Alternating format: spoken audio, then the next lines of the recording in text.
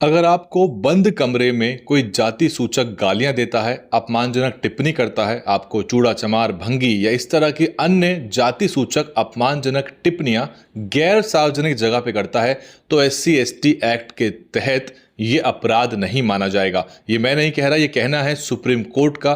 पूरी खबर को सुन लीजिए, मामला क्या है, फिर आपसे 2-4 सवाल मुझे करने हैं, उसका मुझे कमेंट में आपसे जवाब चाहिए। स्क्रीन पर आप देख सकते हैं वैसे तो पूरा मामला है क्या। सुप्रीम कोर्ट ने कहा है कि किसी निजी घर के अंदर हुई कथित जाति सूचक गाली SC/ST एक्ट के तहत अपराध नहीं मानी जाएगी। कोर्ट कहता है कि घटना यदि पब्लिक व्यू में नहीं हुई है, सार्वजनिक जगह पे नहीं हुई है, तो ये अपराध की श्रेणी में नहीं आएगा।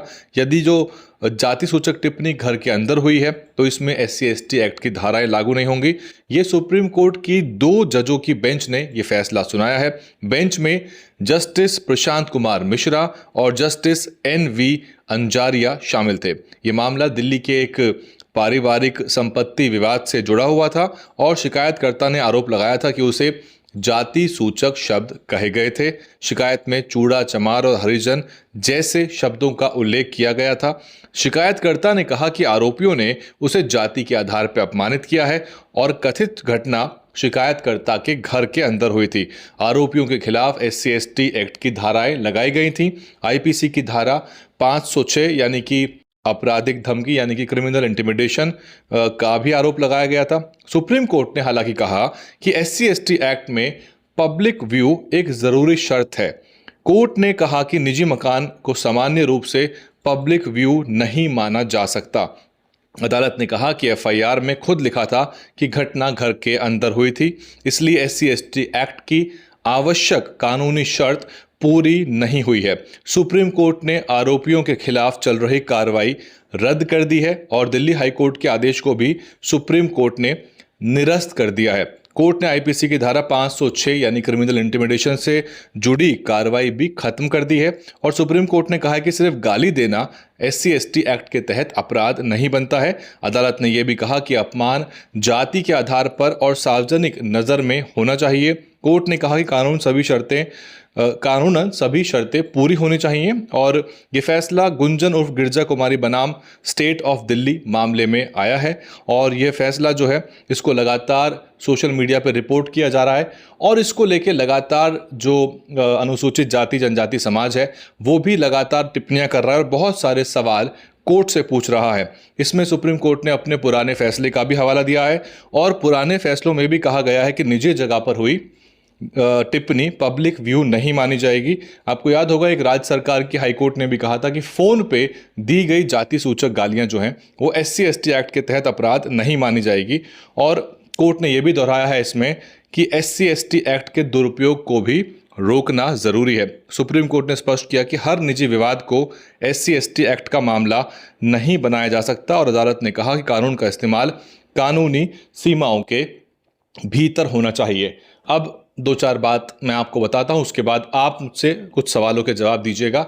असल में इसको लेकर सोशल मीडिया पे बहुत चिंताएं जताई जा रही हैं क्योंकि SC/ST एक्ट के प्रावधान तो मजबूत हैं। यहाँ सुप्रीम कोर्ट ने इस बात का संज्ञान तो ले लिया कि कुछ इक्का दुक्का मामलों में इसका दुरुपयोग हो सकता है, लेकिन गांव देहात में जो निर्बल असहाय दलित होते हैं उसके कितने ही ऐसे मामले होते हैं जहां पर तहरीर के बावजूद भी शिकायत नहीं दर्ज होती SC/ST के मामलों में और साथ ही साथ वो अनपढ़ गरीब पिछड़ा दलित समाज जिसको तहरीर लिखनी ही नहीं आती, जिसको शिकायत देनी ही नहीं आती, उसको थानों में बुलाकर डिक्टेट करवाकर यानी कि उसको बताया जाता है क्या लिखना है और जो चौकी के लोग थाने के लोग बताते हैं वही शिकायत में लिखा जाता है और ऐसे में पूरा मामला जो है वो डाइल्यूट हो जाता है। इस बात का भी सुप्रीम कोर्ट को संज्ञान लेना चाहिए था कि कन्विक्शन रेट क्या है SC/ST एक्ट के अंदर, क्योंकि विटनेसेस जो हैं वो बाद में मुकर जाते हैं और दलित समाज के व्यक्ति को न्याय सुनिश्चित कराना सबसे कठिन काम है। FIR तो पहली सीढ़ी है, अगर FIR हो भी गई तो उसके बाद गिरफ्तारी और आखिर में कन्विक्शन यानी कि अपराध का साबित होना अपने आप में सबसे बड़ी चुनौती होती है। और सवाल यह है कि क्या निजी जगह पे यानी कि सार्वजनिक जगहों पे हुआ हुआ अपराध नहीं होता? कल को क्या इस तरह के कानून जो है अन्य मामलों में भी निकल के आएंगे? क्या पॉक्सो एक्ट में भी ये कहा जाता है कि पब्लिक व्यू में नहीं हुआ है ये अपराध? क्या पॉश यानी कि prevention of sexual harassment of women जो है एट वर्क प्लेस, क्या उसमें भी ये कहा जाता है कि ये जो अपराध है ये सार्वजनिक स्थान पे नहीं हुआ, ये छेड़खानी सार्वजनिक स्थान पे नहीं हुई, किसी ने देखा ही नहीं, ये तो प्राइवेटली हुआ था, क्या उसको अपराध नहीं मानेंगे? क्या और जघन्य घटनाओं में भी क्या ये कहा जाएगा कि ये सार्वजनिक स्थान पे नहीं हुआ, ये निजी स्थान पे हुआ और ये दो लोगों का आपसी विवाद भी हो सकता है, इसलिए ये अपराध नहीं बनता इन मामलों में और इसमें हल्की धाराएं लगाई जाएं? क्या ये सब टिप्पणियां सुप्रीम कोर्ट करेगा आगे चल के? ये सब सवाल पूरा समाज पूछ रहा है। और सबसे बड़ी बात है कि पब्लिक व्यू में जो कहा गया था वो एक लिमिटिंग फैक्टर नहीं था। जो SC/ST एक्ट की जो धारा है, जो सेक्शन 3 के अंदर जो विभिन्न प्रावधान दिए गए हैं, मैंने सोशल मीडिया पे, एक्स पे और फेसबुक पे शेयर भी किया था कि SC/ST एक्ट के तहत किन अपराधों के, किन कृत्यों में जो है आपको सजा हो सकती है। और SC/ST एक्ट से कोई भी जो मानवतावादी संविधान को मानने वाला व्यक्ति है, जो किसी को जाति सूचक गाली नहीं देता, वो कभी परेशान नहीं होता। परेशानी उन लोगों को है जिनको जाति के आधार पर एक जो जातीय दंभ है या जो उनके जो कास्ट प्रिविलेज है कि वो आसानी से किसी को भी जाति सूचक गाली गांव देहात में दे देते थे, उनका वो प्रिविलेज खत्म होता है इस एक्ट से। और वो लोग जो कल को उनके सामने खाट पर बैठने की भी हिम्मत नहीं करते थे, वो आज उनको कानूनी कार्रवाई की धमकी देते हैं। और इसीलिए ये पूरा का पूरा जो एक सोशल हायरार्की है, जो 4 वर्णों की व्यवस्था है, जो जाति की व्यवस्था है, वो हिल जाती है। यही लोग जो हैं इसको बनाए रखना चाहते हैं। तो मेरा सवाल आपसे ये है कि इस टिप्पणी पर, कोर्ट की इस टिप्पणी पर, इस बयान पर आपको क्या कुछ कहना है? क्या ये आपको न्याय संगत लग रही है? क्या इसको चुनौती देनी चाहिए? क्योंकि कोर्ट किसी जजमेंट के अंदर किसी अन्य चीज के ऊपर बयान दे देता है। अब कोर्ट में जजों के द्वारा कही गई कोई भी बात जो होती है वो ऑन रिकॉर्ड होती है और वो एक नज़ीर बन जाती है आगे आने वाले केसेस के लिए।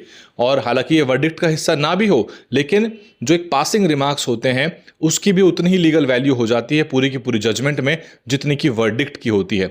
तो ये बेहद चुनौतीपूर्ण स्थिति है, क्योंकि देश भर के अंदर जो सरकारें, जो पूरा पुलिस प्रशासन जो अत्याचार उत्पीड़न को नहीं रोक पा रहा, सुप्रीम कोर्ट उसकी चिंता नहीं जताती। और बहुत सारे ऐसे मामले जो थानों तक नहीं पहुंच पा रहे और हर मामले में जो है उसको ज़मीन विवाद, आपसी विवाद और पुरानी रंजिश का नाम देकर और आप हमेशा ही SC/ST एक्ट को ना लगाने के प्रयास करते हैं और उसके प्रावधानों को तो वैसे भी कमज़ोर किया जा रहा है। इस पूरे घटनाक्रम पे, सुप्रीम कोर्ट की इस टिप्पणी पे आप क्या कुछ सोचते हैं? ज़रूरत पड़ेगी तो किसी हम बड़े वकील से, किसी एडवोकेट से इस पर एक लीगल एक विश्लेषण भी करेंगे, उनकी टिप्पणियां लेंगे कि इस पूरे मामले में सुप्रीम कोर्ट कितना सही, कितना गलत है और इस तरह के बयानों का आने वाले जजमेंट्स पे क्या प्रभाव पड़ता है। क्योंकि सोशल लेवल पे जो पूरा सामाजिक इकोसिस्टम है उसमें दलितों का मनोबल तोड़ने जैसे इस तरह के बयान लगातार निकल के आते रहते हैं। पब्लिक व्यू की जो बात उस प्रावधान में कही गई है, डेरोगेटरी रिमार्क्स और ह्यूमिलिएशन वाला जो प्रावधान है, वो लिमिटिंग फैक्टर नहीं है। लिमिटिंग फैक्टर नहीं है, वो तो एक स्पेशल मेंशन है कि पब्लिक व्यू में, यानी कि आप निजी रूप से तो आप किसी को जाति सूचक गाली दे नहीं सकते, लेकिन आप सार्वजनिक रूप से भी ह्यूमिलेटिंग वे में, डेरोगेटरी तरीके से बिल्कुल ही नहीं दे सकते। तो वो लिमिटिंग फैक्टर नहीं है। ये बहुत क्लियर था, लेकिन उसको लूप होल बना लिया गया कि एक पब्लिक व्यू लिखा है तो यानी कि प्राइवेट व्यू जो होगा, यानी कि प्राइवेट लेवल पे निजी रूप से 4 दीवारी के अंदर जाति सूचक, चाहे कितनी ही घटिया जाति सूचक गाली दे दी जाए, चाहे कितना ही अपमानित कर दिया जाए, सुप्रीम कोर्ट की नज़र में SC/ST एक्ट के तहत वो अपराध नहीं बनता। आप देख रहे थे दलित न्यूज़ नेटवर्क यानी कि DNN। मैं हूं वैभव कुमार। आपने हमें सब्सक्राइब नहीं किया है क्योंकि हमारे 70% 75% दर्शक YouTube पर बिना सब्सक्राइब करे चैनल को देख रहे हैं। सब्सक्राइब बटन नीचे है, निःशुल्क होता है, आपका पैसा नहीं लगता उसमें, आप सब्सक्राइब कर लीजिए। और हमारे पुराने दर्शक जो हमको सपोर्ट करना चाहते हैं, जो लगातार कई सालों से जुड़े हुए हैं, वो हमको आर्थिक रूप से मंथली बेसिस पे छोटा मोटा कंट्रीब्यूशन थोड़ा सा दे सकते हैं। और नीचे एक ज्वाइन बटन है इसी प्रक्रिया के लिए, आप उस ज्वाइन बटन को दबाएंगे यूट्यूब पे जाके, तो आप उस ज्वाइन बटन के जरिए हमें 180 या 299 या 599 जैसी भी आपकी क्षमता हो, आप हमको मंथली कंट्रीब्यूशन दे सकते हैं। और फेसबुक के दर्शक जो हैं वो स्टार दबाकर हमको कंट्रीब्यूशन दे सकते हैं। ये बहुत ज़रूरी, ताकि हमारी क्षमता बढ़े, हम टीम बढ़ाएं और देश भर के कहीं भी, देश भर के किसी भी जगह पे, किसी भी कोने में जाकर आपकी खबरों तक आपको पहुंचाएं। DNN हिंदी को सब्सक्राइब करने के लिए दबाएं लाल रंग का सब्सक्राइब बटन और घंटी का बटन दबाकर ऑल नोटिफिकेशन पर क्लिक करें। चैनल को जिंदा रखने के लिए नीले रंग का ज्वाइन बटन दबाकर चैनल को आर्थिक सहयोग करें।